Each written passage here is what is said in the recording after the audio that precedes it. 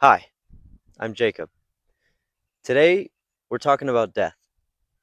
Now, I know that might seem scary to some or taboo, but the thing is, it's important to talk about, especially in today's age, where sometimes the digital world feels just as real as this.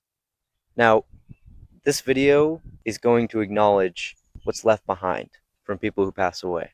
It's going to be a meditation on the digital footprints of those close to us, of those who are famous, very well known. Also, what comes after, what can be made, spliced from people's digital personas.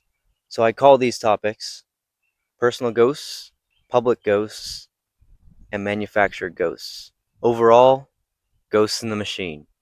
For this project, I knew I wanted to write a song, first and foremost. So that'll be at the end of the video, combining all three topics.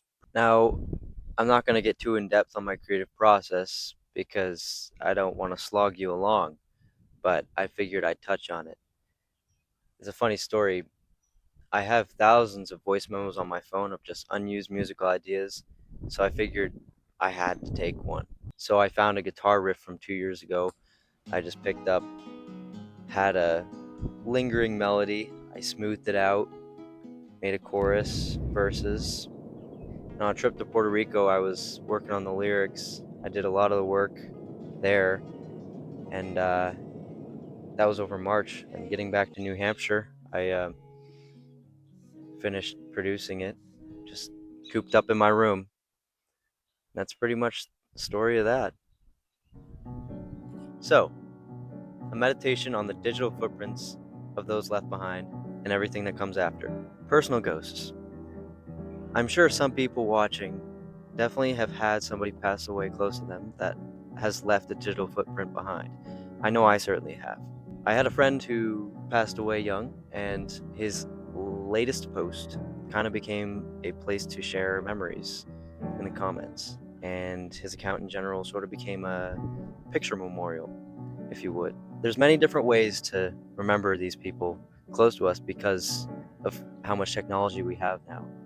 What this also means is that algorithms might bring up unwanted memories, which might make grieving more complicated, such as birthday notifications, even though the person's no longer alive. But yeah, personal ghosts. They left the room with lights still on, hollow shells of their digital selves. Still have comments, texts, and emails. Encapsulated behind glass, footprints upon pixels, ever ingrained, stained and honored. Their story cemented, a frozen show. Memories, uninvited, from numbers behind feeds, show their face, their age, on a schedule. Plastered pictures in public eye. Videos and voices heard on standby. Was once a heart behind a profile, now's a place to mourn, weep and smile. Fly high, they say, with crosses and stars. Share stories, regrets, and how to restart. The public ghost. Celebrities. Famous people. How is this different than personal ghosts? Well, first of all, we have parasocial relationships where the person has millions of followers who know them, but they don't know them back. And disenfranchised grief, which is a big word, but it's really simple. It's grief that's not socially recognized. It's not socially accepted, if you will. We don't really know how to comfort a person dealing with that sort of loss. And with celebrity deaths, there's also the public's reaction. And that might be in the form of humor, satire, using their death to spark a movement, treating them as a martyr, honoring their death, disparaging them. It could go many different ways, but we never know how their legacy will be portrayed until they pass away.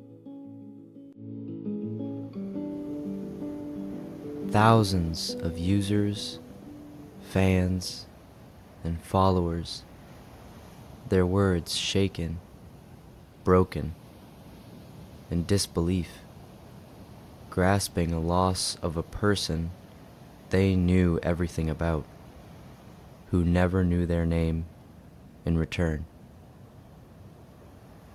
Text thrown and torn in disarray through communities spread among online labyrinths of temporary comfort, a constant process of understanding, reconciliation, sympathy from strangers, their hearts overflowing, bereavement, bewilderment.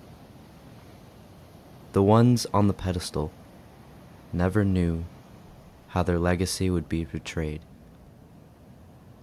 by masses, but the people choose whether they are honored, scorned, laughed upon, or used. In the end, the people choose. Manufacture ghosts. What am I talking about? I'm talking about artificial intelligence replicating the voice of a deceased person. Now, that's a lot to come out of my mouth, but that very well might be the future. Voice cloning. The thing is, with this, it's essentially transcorporeal communication. You are speaking with the dead. They're just not fully human. It's uncanny valley. Getting their voicemails, videos with their voice, recreating it synthetically to help people mourn, to talk to them. There could be AI chatbots comprised of all of the past text data, email data of the deceased, and people can create a model that basically is remnants of this person who you can interact with. It's supposed to be a help to people mourning, grieving, who've lost their loved ones. And many people might still think it's creepy. There's ups and downs. There's ups and downs to it. What makes a machine, aimless sputtering within, fails to run a heart? The photographs still speak. Centuries go by, and arms still stay outstretched, reaching for material existence, something to hold, something to see. What's real now is what they believe to be true. A synthetic voice, faces and colors, mimicking what's left, almost familiar.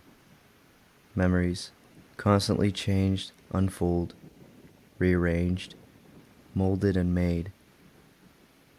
Only a quarter of who once stood. Incompleteness. The voice isn't theirs, but it's close enough. As if a tree stood bare, a rootless trunk. Phone calls with no answer, questions with no response, sent to the void, which had never felt more alive, to their restless ears and eyes, as if closure was a rainbow, moving ever far towards the horizon, the more they approach.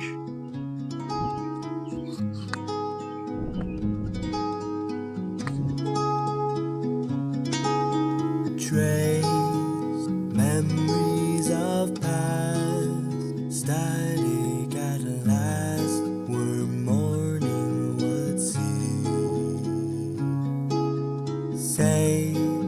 Say they will stay, but there's grief we can't shake, and goes through the screen. Ring bells for deceased, from elves that think they still breathe.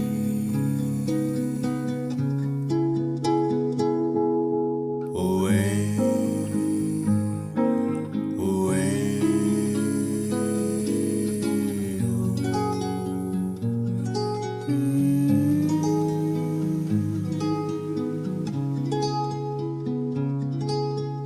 Names, faces we know, all of them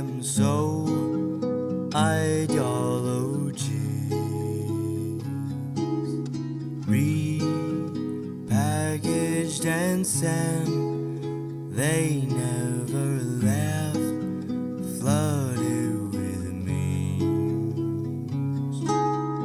Heroes, martyrs, or fools, the people will choose.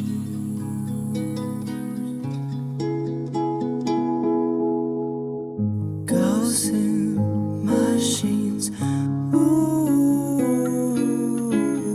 ghosts in machines, ooh,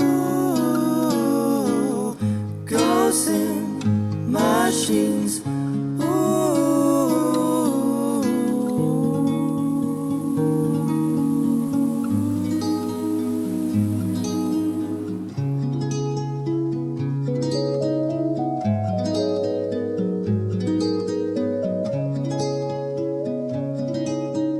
Bots make us feel safe, make us their bait, commodities. Pay monthly and stay in an uncanny place we'll never see. What's real, but really we do. What's real is in the end we'll all be ghosts in machines, ooh, ghosts in machines, ooh, ghosts in machines, ooh, ghosts in machines, ooh.